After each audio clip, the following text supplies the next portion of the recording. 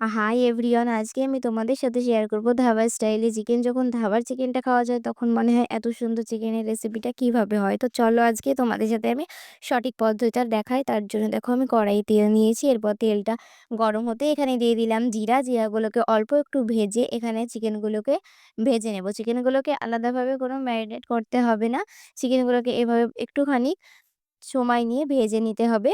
তো দেখো এখানে আমি তেলের সঙ্গে ভালোভাবে চিকেনগুলোকে মিশিয়ে 2 থেকে 3 মিনিট মতো ভেজে নেব। এরপরে এখানে দেখো দিয়ে দিচ্ছি পেঁয়াজ কুচি। পেঁয়াজগুলোকে এইভাবে কুচি করে নিলে সবথেকে বেশি ভালো হয়, যেহেতু পেঁয়াজটাকে তেলে দিয়ে ভাজবো না। আর পেঁয়াজটাকে যদি তেলে দিয়ে ভাজা যায় তাহলে চিকেনের যে কালার সেটা আসবে না।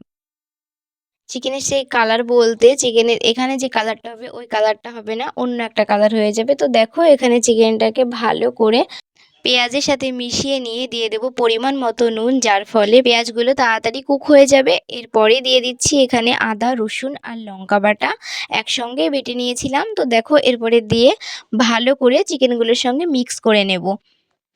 এরপরে ঢাকা দিয়ে রাখবো 5 থেকে 7 মিনিট মতো।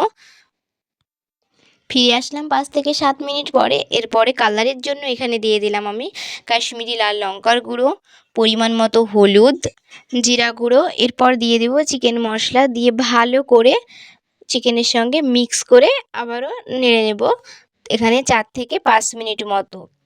আর যখন ভালোভাবে মশলাগুলো মিশে যাবে চিকেনের সঙ্গে, তারপরে তোমরা বুঝতে পারবে এখানে কালারটা কত সুন্দর চলে আসবে। এভাবে 3 থেকে 4 মিনিট মতো মশলাগুলোকে মিশিয়ে নেব চিকেনের সঙ্গে। তো ফিরে আসলাম 2 থেকে 3 মিনিট পরে, আর কালারটাও চেঞ্জ হয়ে গিয়েছে এখন। এই সময় দিয়ে দিলাম টক দই। টক দইটা দিয়ে অবশ্যই ভালোভাবে নাড়তে হবে, নাহলে দইটা ফেটে যেতে পারে। আর গ্যাসটাকে অবশ্যই এই সময় লো ফ্লেমে রাখতে হবে। তো এইভাবে আমি আবারও 5 মিনিট মতো ভালোভাবে মিশিয়ে নেব দইটা। তো ফিরে আসলাম আমি 5 মিনিট পরে, আর দেখো এখানে জলটাও উঠে এসেছে। তোমরা যদি চাও যে জলটা দিবে না তাহলে না দিলেও চলবে। এখানে আমি অল্প একটু জল দিয়ে দিলাম। তো জল দিয়ে আবার একটুখানি আমি ফুটিয়ে নেব। 5 মিনিট মতো হাই ফ্লেমে গ্যাসটাকে দিলে ফুটিয়ে নিলেই হয়ে যাবে। তো এই সময় আমার চিকেনটা রেডি। তার আগে ব্ল্যাক পেপার দিয়ে 2 থেকে 3 মিনিট মতো একটুখানি আবারও ফুটিয়ে নিয়ে নামিয়ে নিলেই আজকে চিকেন কারি রেডি ধাবা স্টাইলে।